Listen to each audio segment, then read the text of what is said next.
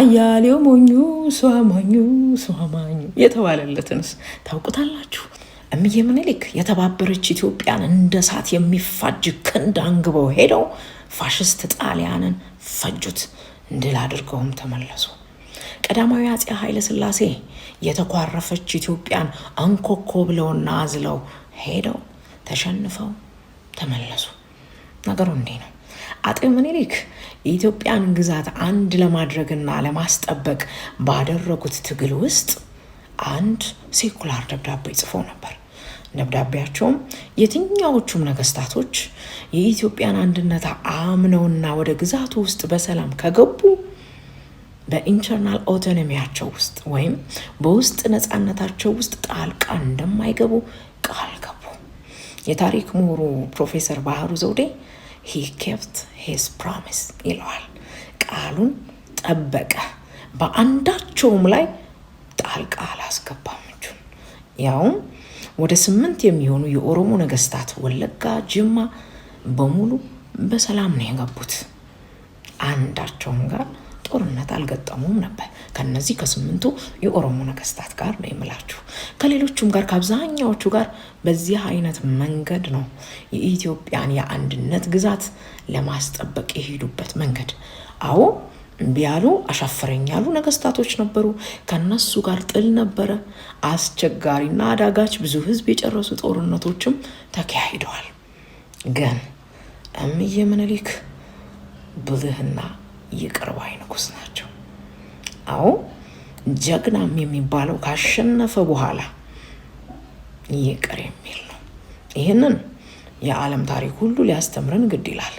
የእምዬ ምኒልክ ደግሞ በተለየ ሁኔታ ያሸነፏቸው ላይ የማይፎክሩ እግዚአብሔርን የሚፈሩ በይቅርታቸው ሰዎች እንዲጠጠቱ ማድረግ የሚችሉ ታላቅ መሪ ነበሩ። ለዚህም ጸጸታቸውን ታቅፈው ከእምዬ ስር ጎንበስ የሚሉ ነገስታቶች ታሪክ ብዙ መነጋገር እንችላለን። ቀዳማዊ አፄ ኃይለ ሥላሴስ ነው ጥያቄው። ጃንሆይ ከአጤ ምኒልክ ይቅርታን ፈጽሞ አልተማሩም። ለከስ አይደለም ግን እናንሳቸው።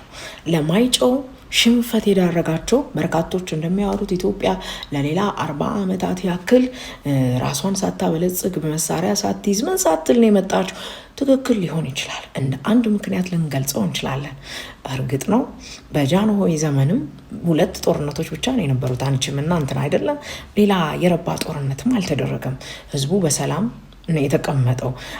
የአድዋ ጀግኖች በነገራችን ላይ በጦርነት ተወልደው በጦርነት ያደጉ ናቸው። እንደነገርኳችሁ ግዛት በማስጠበቁ ሂደትም ይሁን በግብፅም በዚህ በኩል ብዙ ጦርነቶችን ያካሂዱ ነበር። በጃንሆይ ጊዜ የነበሩት ጦርነቶች ሰገሌና አንቺም ናቸው። እነሱም መላ ኢትዮጵያን ያሳተፉ ስላልነበሩ ሀገሪቱ እረፍት ላይ ነው የነበረችው። ቀዳማዊ አፄ ኃይለ ሥላሴ እንደመጡ ያደረጉት አጤ ምኒልክ ኢንተርናል ኦቶኖሚ የሰጧቸውን ያ ሴኩላር ደብዳቤ ያስታውሳችሁት ስገባ የነገርኳችሁ። አዎ ለሁሉም በግዛታቸው በውስጥ አስተዳደራቸው እጃቸውን ጣልቃ አስገብተውባቸው የማያውቁትን በሙሉ ነጥቀው ትግራይ ሲቀር በሙሉ ሰብስበው ንግስናውንና አስተዳደሩን ራሳቸው ገቡበት። ለየነዛ ነገስታቶች ወደ ነበሩባቸው ሀገራቶች ውስጥ ሁሉ የራሳቸውን ሰዎች እየሾሙ መላክ ጀመሩ። በዚህ አኮረፉ። ካኮረፉት ውስጥ ጅማ እንሂድ። አባ ጆቤር የአባ ጅፋር ልጅ ናቸው። የአባ ጆቤር ባንዳነት በእርግጥ ከሌሎቹ አሁን ልነግራችሁ ካሰብኳችሁ ባንዳዎች ሁሉ ይከፋብኛል። ምን ያደርጉ ነበር መሰላችሁ? ብዙ ጊዜ አይነሳም አይደል?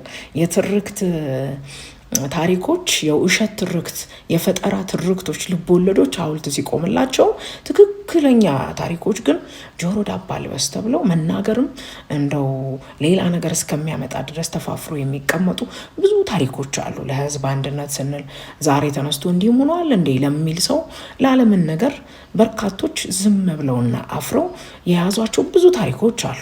ከነሱ ውስጥ አንዱ ነው ብዬ የማስበው ነው የአባ ጆቤር ወንጀል ነው። አባ ጆቤር በዛን ጊዜ እንግዲህ ቀዳማዊ አፄ ኃይለ ሥላሴ ጃንሆይ በኢንተርናል ኦቶኖሚያቸው በውስጥ ነፃነታቸው ውስጥ ገብተው ስልጣናቸውን ስላሳጧቸው ካኮረፉት ውስጥ አንዱ ናቸው። እናም ጣሊያን ሲመጣ ለጣሊያን ተሰለፉ። በዚህም ውስጥ ጣሊያን አማሮች ብሎ በስማቸው ጠርቶ ይፈጅ ነበር። እነሱንም እንዲገደሉለት በየሄደበት አዋጅ ያስነግር ነበር። ምክንያቱም በአርበኝነት ውስጥ ያሉትን በሙሉ እየተገደሉ እንዲያልቁ ፍላጎት ስለነበረው ነው ጣሊያን ይህን የሚያደርገው። በዚህ መካከል አባ ጆቤር ለአካባቢው ሰዎች በሙሉ 30 ብር እሰጣለሁ የአማራን አንገት ቆርጦ ላመጣልኝ ብሎ አዋጅ ያስነግራል። እንግዲህ የውስጡ አዋጁን የሰሙት ሰዎች በሙሉ እየሄዱ እየገደሉ ያመጡ ነበር። ነገር ግን በጣም በሚያሳዝን ሁኔታ ጣሊያን እነዛን የተቆረጡና የተቀሉ ጭንቅላቶች ተመልክቶ እንዴ አንተ ሴት ነው እንዴ እየገደልክ የምታመጣው? እኛ እኮ ወንድ እየገደልክ የምታመጣ መስሎን ነበር ብለው ድጋሜ ምንም አይነት ጭንቅላት አምጥቶ እንዳያሳያቸው አዘዙና አስተውት ይላል። ጣሊያንም ለአማሮች ወይ ለኢትዮጵያኖች አስቡ አይደለም። አባ ጆቤር ደግሞ አጼ ኃይለ ሥላሴን የተበቀለ መስሎት በሀገሩ ላይ የሰራው ክህደትና ወንጀል ነው።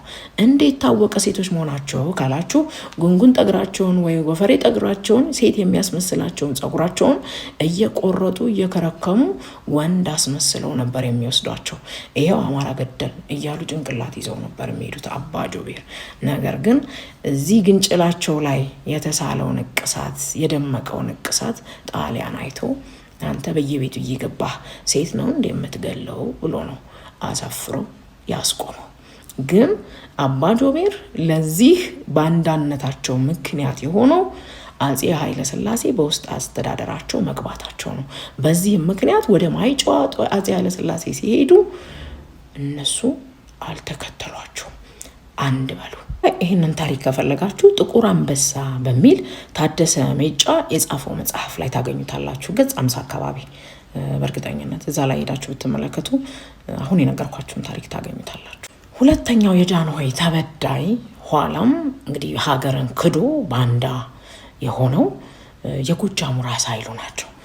የጎጃሙ ራስ ኃይሉ ልጅ ኢያሱን ያን ጊዜ ከፍቼ እስር ቤት ያስመልጡትና ልጅ ኢያሱ ከተያዘ በኋላ ማን ነው ተብሎ ሲጣራና ሲጠየቅ ያው አማትም አይደሉ የእሳቸውን ልጅ አግብተዋልና ተደረሰበትና ራስ ኃይሉ መሆናቸው ሲታወቅ ራስ ኃይሉ ላይ ውሽ የምታደርጉት የለም። ያው ታሪክ በትናንትና መነጽር ዛሬ ላይ መዳኘት ባይቻልም ከእምዬ ምኒልክ እንደተማርነው አይነት ምህረት ማለት ነው። እድሜ ልክ እስራት አሰሯቸው። ይሁን እድሜ ልክ እስራቱ ቢፈረድባቸውና በዛው ቢቀር ይሻል ነበር። በዚህ ብቻ አልተውም። ራስ ኃይሉ ሀብታቸውን በሙሉ ንብረታቸውን በሙሉ እንዲወረስም ጭምር አደረጉ። እንግዲህ ራስ ኃይሉ ንብረታቸው ሲወረስ በነገራችን ላይ ታክሲ ነበራቸው። ይሄ ራስ ቲያትር ምንለው መርካቶ ጋር ያለው እሳቸው ነበር። በጣም ዘመናዊ የሆኑ ሰው ነበሩ። በነገራችን ላይ ዝም ብለው አልነበሩም እና ብዙ ድሃ የሚረዱ ምን የሚሉ እና በኋላ በዚህ ጎጃሜውም አኩርፏል። ጌታቸው መሪያቸው ነው የድሃ ጥጭ የነበሩ ለበርካቶች የሚያግዙ የነበሩ ያን የመሰሉ ሰው እድሜ ልክ ስርዓቱ ሳያንስ ጭራሽ ሀብት ንብረታቸውን ደግሞ ወርሰው እንደዚህ በማድረጋቸው ደስተኛ አልነበሩ። ጦርነቱ ሲመጣ እንግዲህ ማነው ጣሊያን ሲመጣ ተፈቱ፣ ከጣሊያን ወገን ቆሙ። በጦርነቱም ጊዜ የጎጃም ጦር እንደውም ደግሞ ለዚህ ርኩስ ንጉስ ነው እንደ የምንዋጋው ጌታችንን እንደዚህ ላደረገ ብለው ነው ከግማሽ መንገድ የተመለሱት። ሁለት አትሉ። ቀጣዮቹንም ደግሞ እነዚህ እያነሳሁኝ እነግራችኋለሁ። አብራችሁን ቆናችሁ አያሌው ሞኙ ሰው አማኙ አያሌው ብሩ የጎንደሩ ማለት ነው። እንግዲህ 1 2 ብለን ባንዳዎች ቆጥረን የለ ኦሮሞም ሄደናል፣ ጎጃምም ነበርን፣ አሁን ደግሞ ጎንደር ገባን። አያሌው ሞኙ ሰው አማኙ የጎንደሩ ባንዳ ናቸው። አያሌው ብሩ የእቴጌ ጣይቱ የእህት ልጅም ጭምር ነበሩ። የሚገርማችሁ እቴጌ ጣይቱን ከስልጣን ሲያስወግዳቸው ራሱ አንደኛ ተቃዋሚ ሆነው የቀረቡ ሰው ነበሩ። ያውም አመፅ ሁሉ ለማስነሳት አስበው ከሽፎባቸው በኋላ ወደ ሰሜኑ ወደ ጎንደር ማለት ነው አስተዳዳሪ ሆነው ገዢ ሆነው ወደዛ ተልከው ነበር። ይሄ አሁን ወልቃይት፣ ጠገዴ፣ ሁመራ ምናምን ወደምንለው አካባቢ ማለት ነው። እዛ ሄደው ነበረ፣ እዛ ነበሩ። በዚህ መካከል ያኔው ተፈሪ ከራስ ጉግሳ ወሌ ጋር ይጣላሉ። ራስ ጉግሳ ወሌ ማለት ደግሞ የወቅቱ የደቡብም የሰሜንም ጎንደር ገዢ የነበሩ ሰው ናቸው። በኋላ ጦርነቱ ሊደረግ ሲል ለተፈሪ አያሌው ሞኙ በል እኔ ጦርነቱን አብሬ ይሰለፋለሁ፣ ካሸነፍን ግን ጎንደርን በመወላው ለእኔ እንዳስተዳድራት ትሰጠኛለህ ይላል። ተፈሪም እሺ በእጄ ይላል። በኋላ አያሌው ሞኙ ከአጎቱ ልጅ ጋር ነው እንግዲህ ጦርነት የገጠመው። ራስ ጉግሳውሌም እንግዲህ በአንቺን በተባለው ጦርነት ተሸንፎ እዛው ላይ ይወድቃል ወይም ይሞታል። ከዛ በኋላ አያሌው ሆዬ ያንን ጎንደር ግዛት በሙሉ ለእኔ ይሰጠኛል ብሎ እየጠበቀ ነበረ። ተፈሪም ቃላቸውን አላከበሩም። ለራስ ወልደ ጊዮርጊስ ስልጣኑን ይሰጡታል። በዚህ ልቡ ዝን ይላል አያሌው። አያሌው እንግዲህ ከአጎትና የአክስት ልጆች ናቸው። የሚገርመው የአጎቱ ልጅ ጋር ነው ጦርነት የገባው። እንግዲህ በዚህ ምክንያት የአጎቱንም ልጅ አቶ ዘመዱንም አቶ ስልጣኑንም በማጣቱ ነው እንግዲህ አጋሪው አያሌው ሞኙ እሷማኙ እሷማኙ ብሎ ያቀነቀንለት። እንዲያውስ እንዲሉት ነበር አሉ ከአጎትህ ልጅ ጋር ተዋግተህ ለማይገኝ ስልጣን ብለህ ቤተሰብህን አተህ አያሌው ሞኙ እሷማኙ ይሉት ነበር አሉ። እንግዲህ አያሌው ሞኙ በዚህ ምክንያት በንጉሱ ላይ አቂሙ ሰንብቶ ጣሊያን ሲመጣ ከጣሊያን ጎን የተሰለፈ ሌላው ባንዳ ነው። ጎንደሬውም በዚህ ምክንያት ለዚህ ንጉስ እንዴት እንዋጋለን? በዚያን ጊዜ እኮ ለጌታችን እንዲህ ብሎ ቃል ገብቶ ከዘመዱ ጋር አጋድሎ ስልጣኑንም ከልክሎት ነበር በማለት ንጉሱን እንዳልተከተሏቸው የተለያዩ የታሪክ መዛግብት ያሳያሉ ማለት ነው። ወሎ ስንሄድ ደግሞ የልጅ ኢያሱን ጉዳይ እናገኛለን። ልጅ ኢያሱ ከእስር ቤት ባመለጡ ጊዜና ተይዘው ወደ ንጉሱ ሲቀርቡ ያን ጊዜ ንጉሱ ምን ይሏቸዋል? ልጅ ኢያሱ እኛ የፈለግንህ ጣሊያን ስለወረረን ምክር እንድትለግሰን ብለን ነው ይሉታል። ተፈሪ ተው እንጂ አትዋሽ።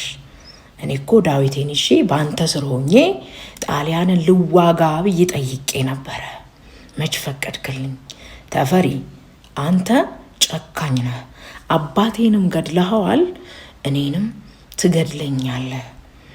ግን ልንገርህ አይደል ይዘገያል እንጂ አንተም በሰው እጅ ትገደላለህ አሉት።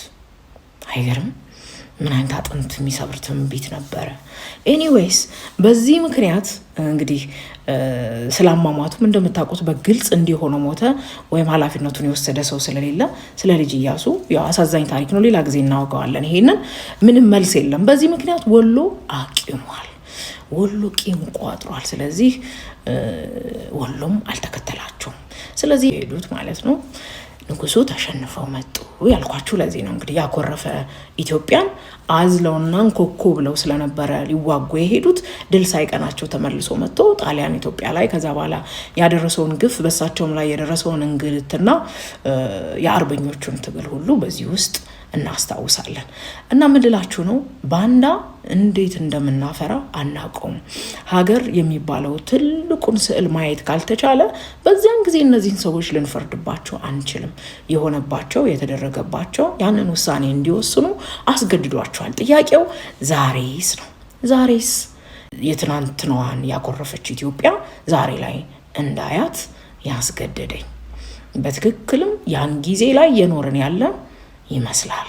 ይቅርባይ መሆን የማይችል መንግስት፣ ይቅርባይ መሆን የማይችል ንጉስ ዋጋ ያለው ምኒልክ ከዚህም የበለጠ የተበዳደላቸውን ሰዎች ቁስል አጥቦ በጉያው ይዞ አሸንፎ ጀግንነት ጦርነት ላይ ብቻ አይደለም። እምዬ ምኒልክ ያደረጉትን ያህል ያደረገ እከሌ የምትሉት መሪ ከእርሳቸው ፊት መቆም አይቻለው። ለዚህ ነው እምዬ ምኒልክ ብዙ ጊዜ ዲስኩር ይደሰኮራል ከሰማችሁ።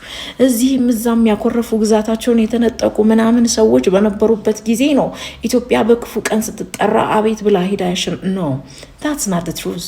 እሱ ትክክል አይደለም። አጤ ምኒልክ ያኮረፋቸው ሰው አልነበረም ማለት በሚያስደፍር ሁኔታ ከሁሉም ጋር ይቅር ተባብለው እንዴ አዋጃቸውን እኮ ማወቅ ይቻላል። የሀገሬ ሲሆነ ከዚህ በፊት በድዬ ያስቀየምኩ አይመስለኝም አይደለም እንዴ የሚለው እና ከሁሉም ጋር ተጣልቀው በፍቅር የሚኖሩ ንጉስ ነበሩ ማለት ነው። አዎ ግዛቱን ለማስፋፋት የኢትዮጵያን የግዛት አንድነት ለማስጠበቅ ብዙ ነገር ሆኖ ሊሆን ይችላል።